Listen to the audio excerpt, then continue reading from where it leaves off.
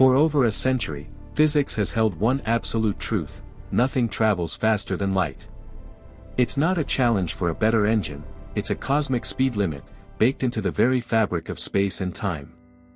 This isn't just some technological hurdle waiting for a smarter design. It's structural. Imagine it woven into the very universe around us. Yet, hidden within the same equations that define this limit, lies something extraordinary. Not a loophole that shatters the boundary, but a strange proposal.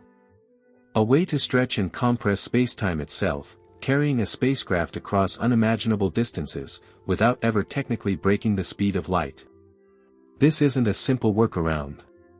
The constraints it introduces make the original speed limit look trivial. But what scientists uncovered in the process reveals something profound about reality's architecture. You cannot travel faster than light. At first, that sounds like a dare, a barrier just waiting for human ingenuity. We've conquered the sound barrier. We've mastered flight heavier than air. History is full of limits that eventually fell. But the speed of light is different. It's not a wall standing in front of us. It's a fundamental property, embedded in the very structure of the cosmos. To understand why, we must go back to 1905. A 26-year-old patent clerk named Albert Einstein quietly rewrote the rules of reality. Before him, motion seemed simple. Throw a ball forward on a moving train, its speed adds to the train's speed. Velocities stacked like numbers. Common sense confirmed it. Everyday life confirmed it. Isaac Newton's physics described it perfectly. But a problem lurked within the equations of electromagnetism. Equations developed by James Clerk Maxwell decades earlier.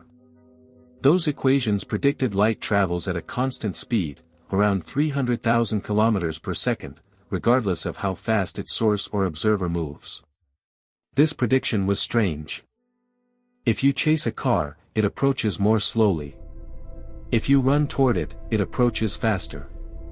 But light refused to behave that way. No matter how fast you ran toward a beam of light, it still approached at the same speed. Run away, and it still caught up at precisely the same rate. Experiments confirmed it. The speed of light did not add. It did not subtract. It simply remained constant. Einstein made a radical proposal. Instead of changing Maxwell's elegant equations, he suggested we change our understanding of space and time. If the speed of light must remain the same for everyone, then space and time themselves must adjust to make that true.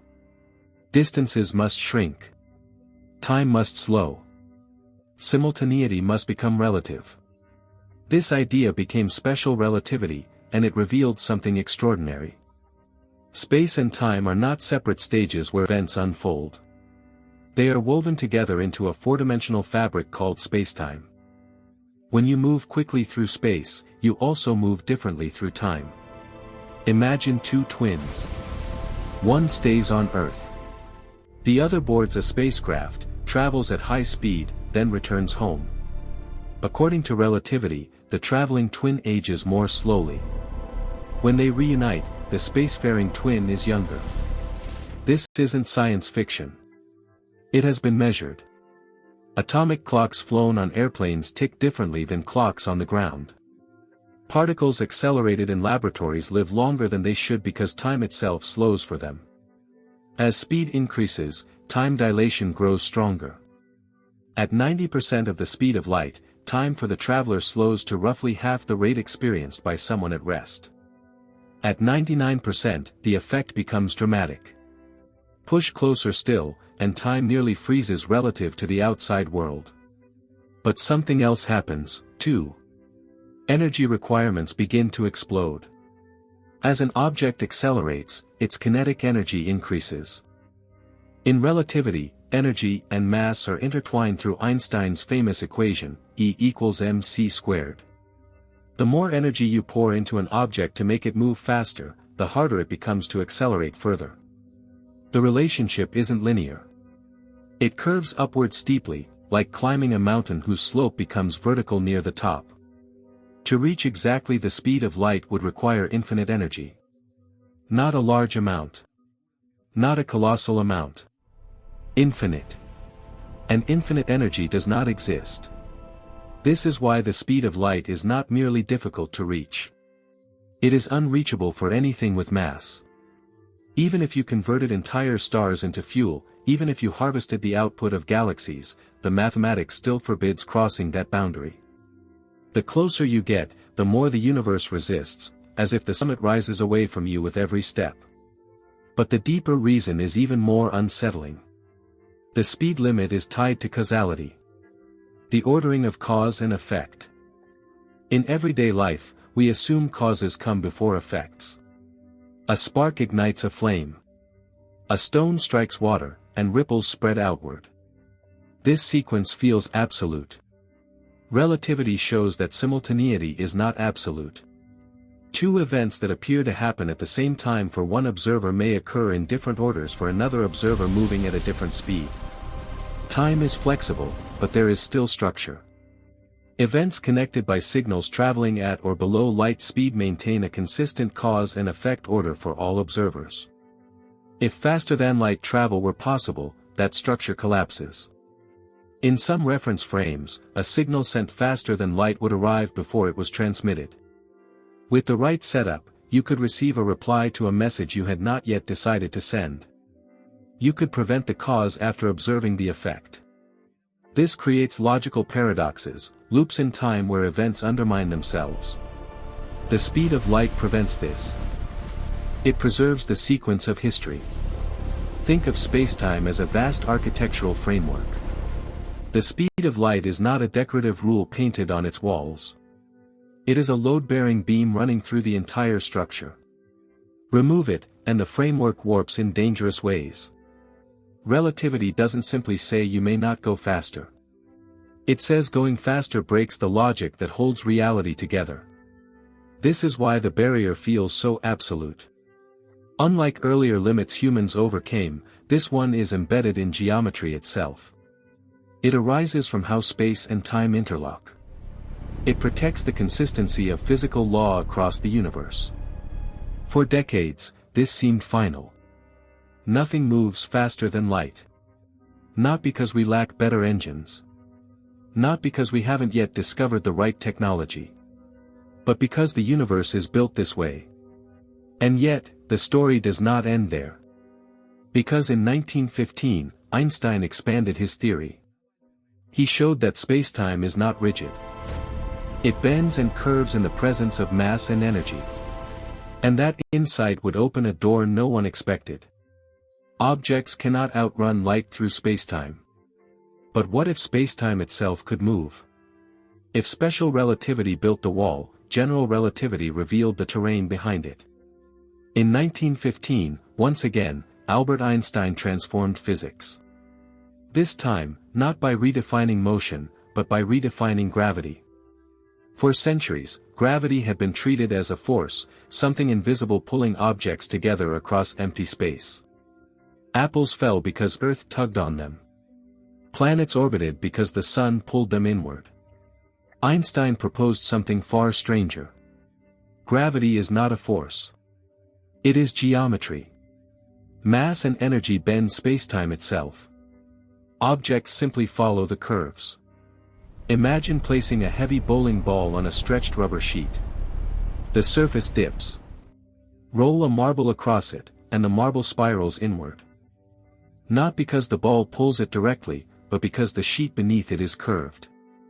The marble is simply following the straightest possible path through distorted terrain.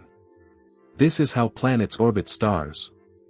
This is how galaxies hold together. Even light, which has no mass, bends when it passes near massive objects because spacetime itself is curved. And here lies the subtle crack in the wall. Special relativity tells us nothing can move through spacetime faster than light. But general relativity reveals something else entirely. Spacetime itself is dynamic. It can stretch. It can compress. It can ripple like water disturbed by wind. In fact, we have measured those ripples. In 2015, scientists at the LIGO scientific collaboration detected gravitational waves, distortions in spacetime produced by colliding black holes. The universe itself vibrates more dramatically still. The entire cosmos is expanding. In the early universe, during a period known as inflation, space expanded at an extraordinary rate. Regions once close together were driven apart faster than light could travel between them. This does not violate relativity. Nothing locally outran light. No particle sprinted ahead of the cosmic current. Instead, space itself expanded, carrying everything along. It is like dots drawn on the surface of an inflating balloon. The dots do not crawl across the surface. The surface stretches, and the distance between them grows. Two distant points can separate faster than an ant could ever crawl between them. Not because the ant broke its speed limit, but because the balloon expanded beneath it. Today, the expansion continues. Distant galaxies recede from us at effective speeds greater than light because space between us stretches over vast scales. The speed limit applies to motion through space. It does not apply to the expansion of space itself. This distinction may seem technical, almost semantic, but it changes the landscape completely.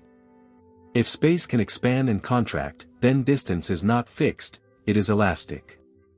And if distance is elastic, then perhaps travel is not only about motion, but about geometry. Imagine you want to cross an ocean. One option is to build a faster ship. You fight the waves, burn more fuel, and push harder against resistance. That is what conventional propulsion attempts to do in spacetime. Push harder through a fixed distance. But what if you could shrink the ocean instead? What if the far shore could be drawn closer while the water behind you stretched away? The journey would shorten, not because you moved faster, but because the path itself changed. This is the conceptual leap that reshaped the conversation about faster-than-light travel. The cosmic speed limit says nothing outruns light within spacetime. But general relativity suggests spacetime itself is not rigid. It is a participant in the universe's dynamics. The equations describing this geometry, Einstein's field equations, do not forbid exotic shapes of spacetime. They describe how mass and energy curve it, but they do not limit how unusual those curves might be. For decades, physicists focused on solving these equations in one direction. Start with a distribution of matter, like a star or a planet, and calculate the resulting curvature. That approach gave us black holes, expanding universes, gravitational waves. But mathematically, the equations work both ways. Instead of asking what curvature does this matter create, you can ask what matter would create this curvature. This reversal opens a door. What if we start with a desired geometry, a bubble of flat spacetime moving across the universe, and then ask what kind of energy distribution would be required to produce it? That question would remain largely unexplored until the late 20th century. Yet the foundation for it was laid the moment Einstein revealed that spacetime is not static. It is dynamic architecture. To understand why this matters, consider how motion is measured. In special relativity, motion is always relative. There is no absolute rest. But spacetime geometry provides structure. It defines how distances and durations relate. If that geometry changes, then what counts as distance changes, too. Suppose a spacecraft wants to travel 10 light-years. Normally, that means crossing 10 light-years of space, an enormous distance requiring at least 10 years at light speed. But if the space ahead of the ship could be compressed, that 10 light-years might effectively shrink. From the outside, observers would see the ship arrive in less than 10 years. From inside, the ship may never have traveled faster than light relative to its immediate surroundings. This is not about speed in the usual sense. It is about reshaping the ruler itself. And Einstein's equations, astonishingly, do not prohibit such reshaping. The key insight is this: spacetime geometry determines what paths are possible. Change the geometry, and you change the paths. In normal space, the shortest path between 2 points is a straight line. In curved space, the shortest path bends. On the surface of a sphere, what feels straight locally may curve globally. General relativity extends this idea to 4 dimensions. The universe is not a fixed grid. It is malleable. Once that malleability is acknowledged, a radical possibility emerges. Perhaps instead of propelling a ship faster and faster, fighting against the asymptotic wall of light speed, we could manipulate spacetime so that the ship remains at rest locally while the surrounding geometry carries it forward.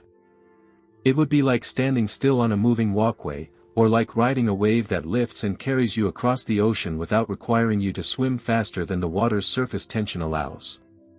The wave moves, you remain within its structure. This idea does not violate special relativity because nothing inside the wave moves faster than light relative to its immediate environment. The motion occurs in the geometry itself.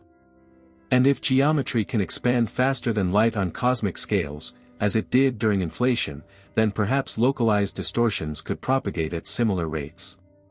The mathematics suggests it is possible. That suggestion would soon take a concrete form.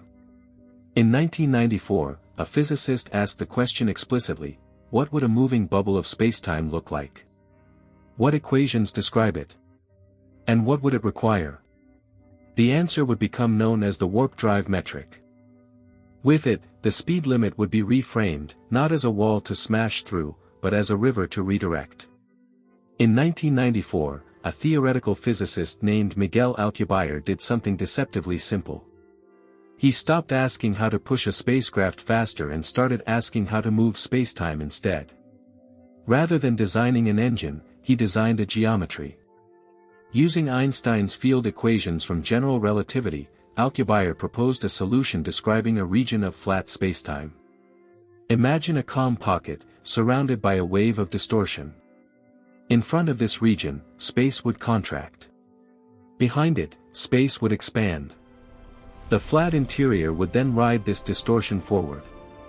The spacecraft inside would not accelerate. It would not feel thrust. It would not experience extreme time dilation or crushing forces. Locally, it would remain at rest. Yet, from the outside, the entire bubble would move, potentially faster than light. To understand how radical this is, picture a sheet of fabric stretched tight. Now, imagine creating a small ripple that travels across the surface. A coin resting on that ripple does not slide across the fabric. It simply rides the wave. The wave moves. The coin remains locally stationary. The warp bubble works in a similar way. The ship sits inside a pocket of undisturbed spacetime. The distortion surrounding it propagates outward, carrying that pocket along. Crucially, nothing inside the bubble exceeds light speed relative to its immediate surroundings. The cosmic speed limit is obeyed everywhere locally, but the bubble itself can cross cosmic distances in a fraction of the time light would require through normal, undistorted space. This is not a loophole in special relativity. It is an exploitation of general relativity. Special relativity forbids motion through spacetime faster than light. General relativity permits spacetime itself to curve, stretch, and shift. Alcubierre's insight was to combine those truths. The speed limit is preserved, but its meaning changes. Imagine two cities separated by 1,000 kilometers. Normally, you would drive across the land between them. But suppose the land itself could fold like a page in a book, bringing the cities side by side.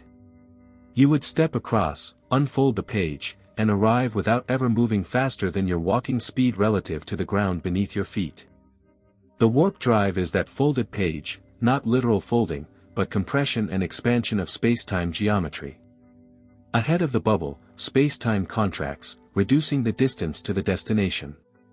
Behind it, spacetime expands, increasing the distance from the origin. The net effect is translation without traditional motion. Mathematically, the Alcubierre metric describes this as a localized region of flat spacetime embedded within a surrounding shell of intense curvature. The curvature profile determines the bubble's velocity. Increase the curvature gradient, and the bubble's effective speed increases. In principle, the equations allow arbitrary velocity, 10 times light speed, 100 times more. From Earth's perspective, a journey to a star 10 light-years away might take weeks. From the crew's perspective, time inside the bubble flows normally. No relativistic aging, no frozen clocks.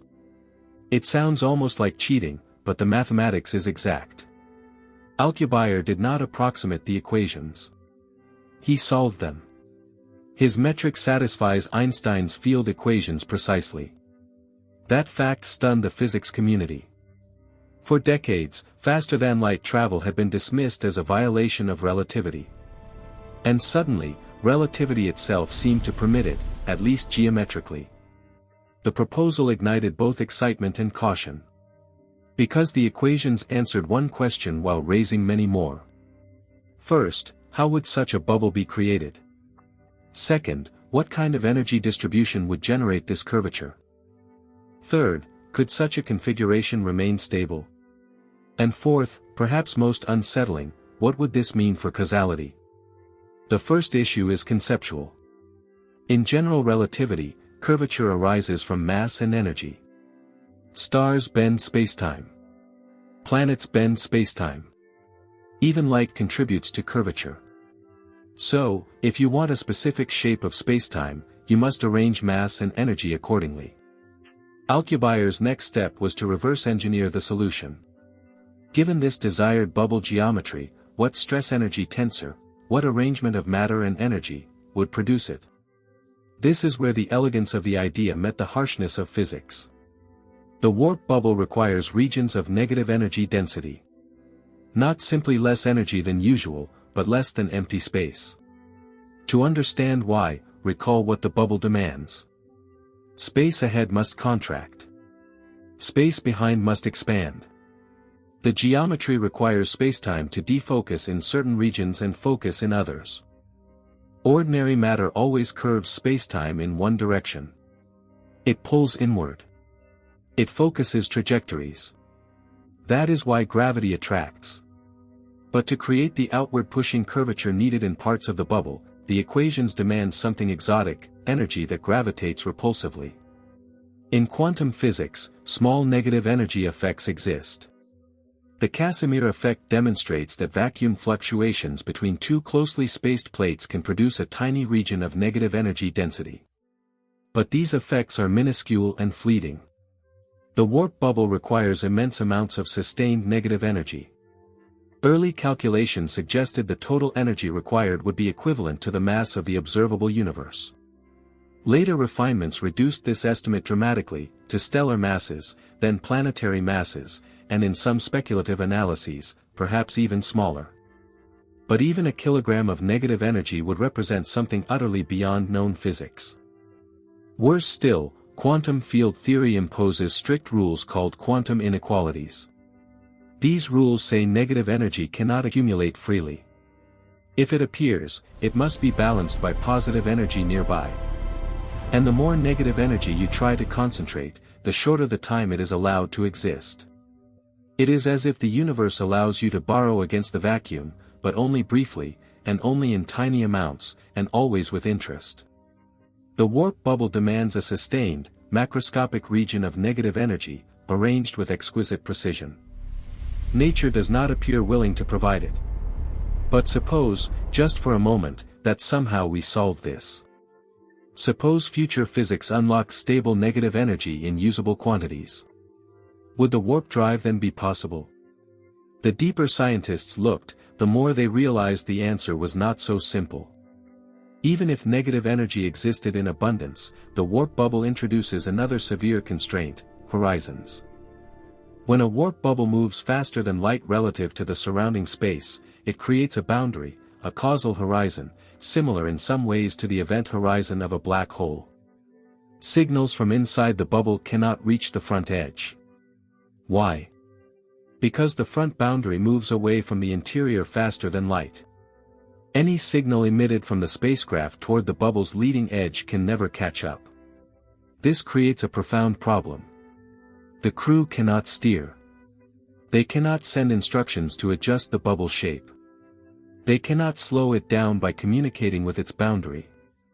They are sealed inside a region of spacetime cut off from the geometry that propels them. The very feature that enables faster-than-light motion, causal separation, also makes navigation impossible. It is like boarding a train that, once launched, cannot be stopped or redirected from inside. The problem of stopping is equally troubling. To collapse the bubble safely at a destination, some mechanism must alter the spacetime curvature ahead of the ship. But from inside the bubble, that region is unreachable by signals. One speculative idea suggests the bubble would need to be engineered from the outside, perhaps by infrastructure waiting at the destination. But that merely relocates the impossibility. Who builds the infrastructure? How is coordination achieved if communication cannot outrun light? Each solution leads to new complications. And then comes the issue of stability. The warp bubble geometry is delicate. It requires extreme curvature gradients at its boundary. These regions resemble, in some mathematical respects, the edges of black holes. Quantum field theory predicts that strong curvature can trigger particle creation from the vacuum, a phenomenon related to Hawking radiation. In the case of a warp bubble, calculations suggest that intense radiation could accumulate near the boundary. This radiation might destabilize the bubble, draining energy or even destroying the configuration.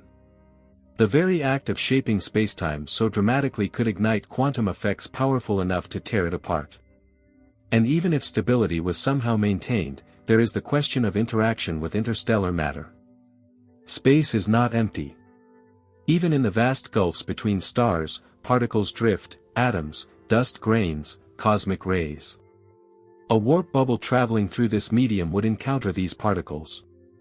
Some models suggest they would accumulate at the front boundary, compressed by the contracting space ahead.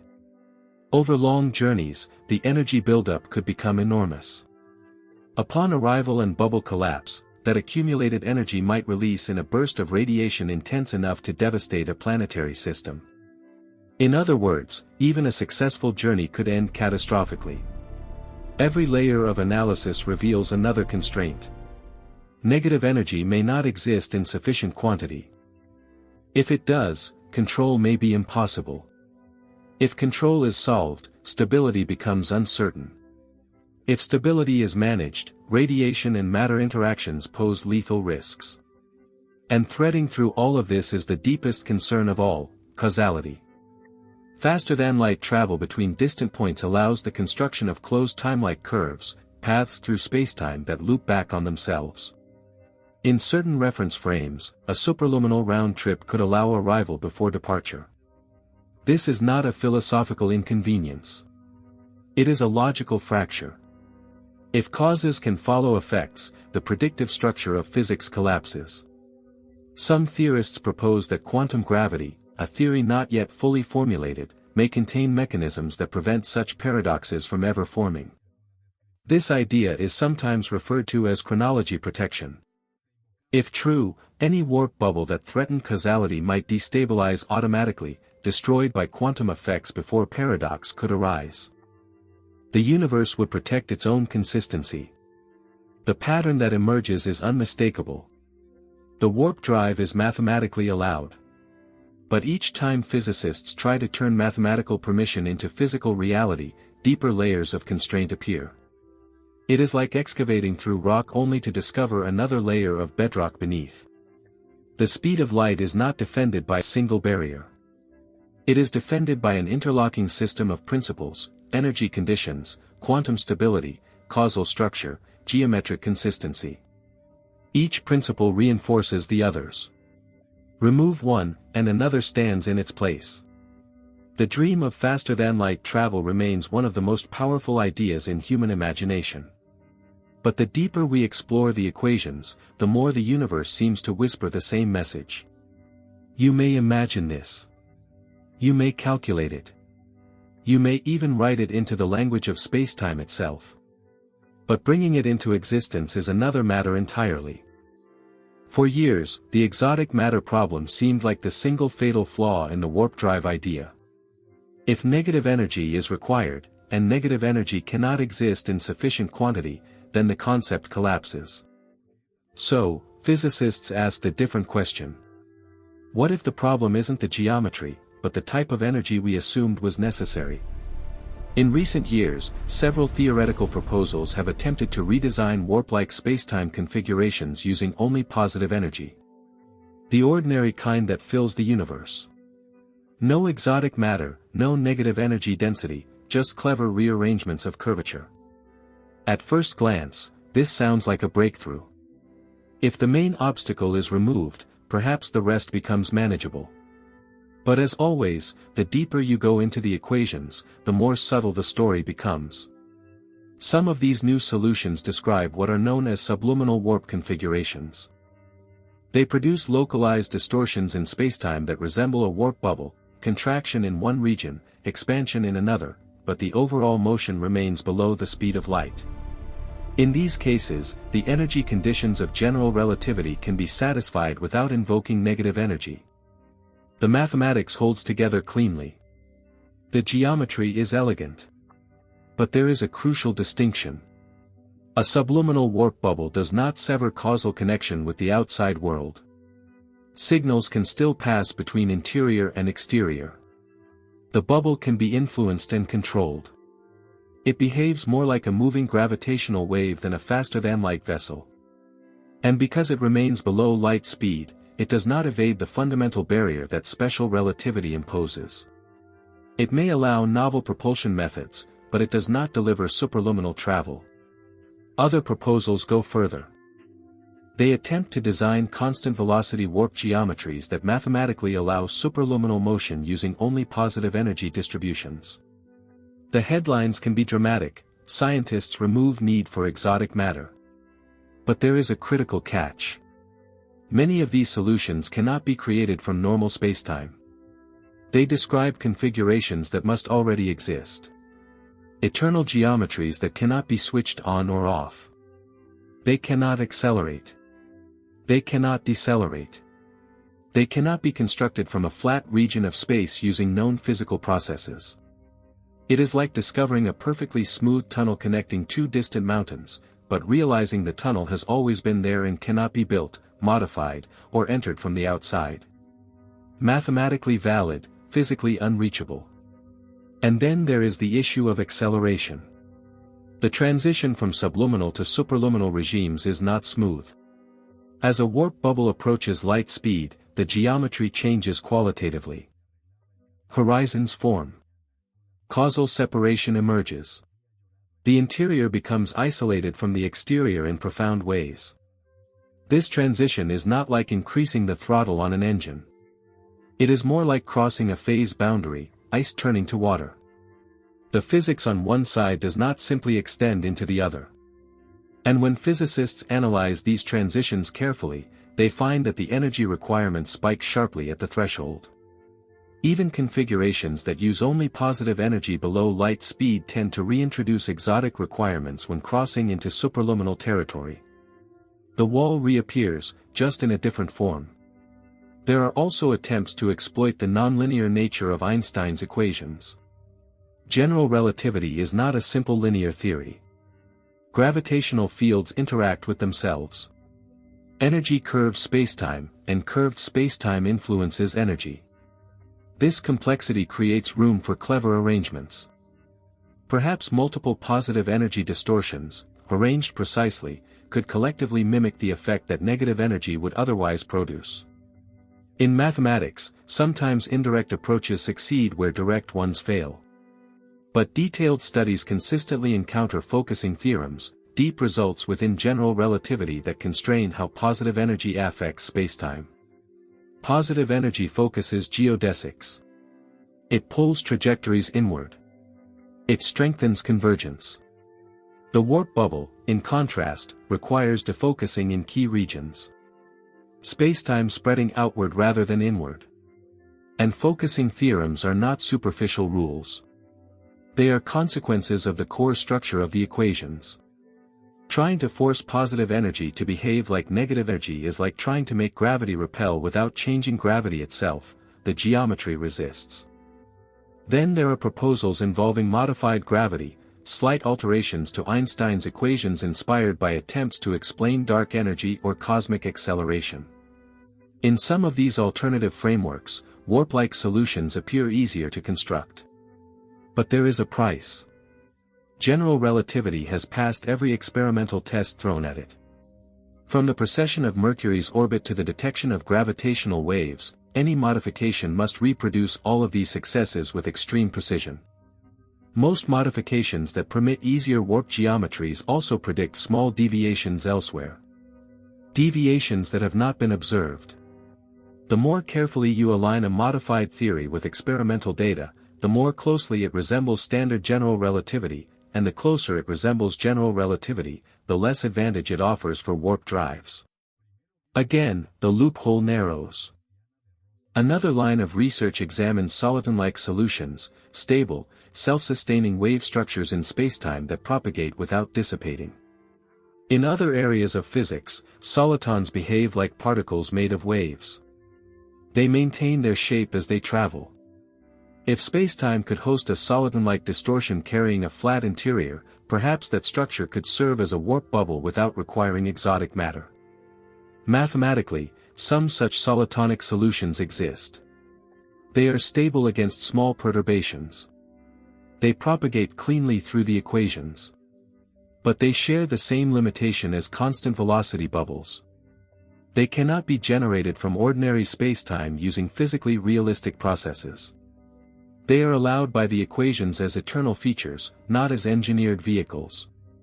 Even more troubling is the stability issue. Warp geometries, especially superluminal ones, tend to be unstable under quantum fluctuations. Tiny disturbances at the bubble boundary can grow rapidly. Radiation may accumulate. Imagine balancing a pencil perfectly upright on its tip. In principle, the equations allow it. The forces balance. In practice, the smallest vibration topples it instantly. Warp bubbles resemble that pencil, balanced delicately at top extreme curvature. Maintaining stability may require precision beyond what quantum mechanics even permits. There is also a deeper phenomenon known as chronology protection, a conjecture proposed by Stephen Hawking. The idea suggests that the laws of physics prevent the formation of closed time-like curves, paths that would allow travel into the past. Warp bubbles capable of superluminal travel open the door to such loops. A sufficiently clever arrangement of departures and returns could create paradoxes. If chronology protection is real, then any attempt to build a superluminal warp bubble might trigger quantum instabilities that destroy it before paradox could arise.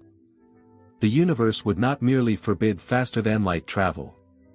It would actively destabilize any geometry that tried to enable it.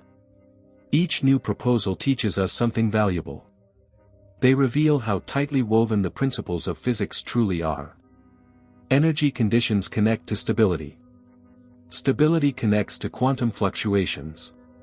Quantum fluctuations connect to causality. Causality connects back to the speed of light. This is not a single wall. It is a network of beams supporting the entire structure of spacetime. Remove one, and the rest shift to hold the limit in place. The phrase, "scientists propose a new way to travel faster than light," is not false. Mathematically, they have. The proposals are real. The equations are valid. The creativity is genuine. But each new design does not dismantle the barrier. It reveals how deeply the barrier is embedded in the architecture of reality. The speed limit is not enforced by a single law. It is enforced by the consistency of everything. After decades of equations, refinements, and bold theoretical proposals, we arrive at a strange conclusion. Faster-than-light travel is not forbidden by a single sentence in physics.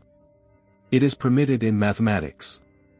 And yet every attempt to turn that mathematical permission into physical reality encounters deeper resistance. This pattern is the real discovery. When physicists first explored warp geometries, it felt like uncovering a hidden doorway in Einstein's work. The equations did not scream impossible. They quietly allowed it. The geometry was elegant, the solution exact. But the moment that geometry was translated into physical requirements, the universe responded. Negative energy is required, but quantum theory limits it. Positive energy alternatives exist, but they cannot be created or controlled. Stable configurations appear, but quantum fluctuations threaten to tear them apart. Causality remains intact locally, but global paradoxes emerge. It is not that one obstacle blocks the way. It is that the obstacles interlock. This is not how a temporary engineering challenge behaves. This is how a structural limit behaves. Imagine trying to remove a single supporting pillar from a vast cathedral. You may chip away at one stone, only to find that the roof above depends on it. Remove it entirely, and arches collapse. Walls crack. The structure fails not because of a single flaw, but because every piece depends on every other. The speed of light appears to be such a pillar. It connects to causality, the ordering of events. It connects to energy conditions, how matter shapes spacetime. It connects to quantum stability, how vacuum fluctuations behave in extreme curvature. It connects to the very definition of distance and time. To remove it is not to loosen a rule. It is to unravel a network. And this reveals something profound about the architecture of reality. Physics is not a collection of independent laws stacked loosely together. It is a tightly woven tapestry. Pull one thread, and tension redistributes across the whole fabric. The warp drive proposals have acted like stress tests.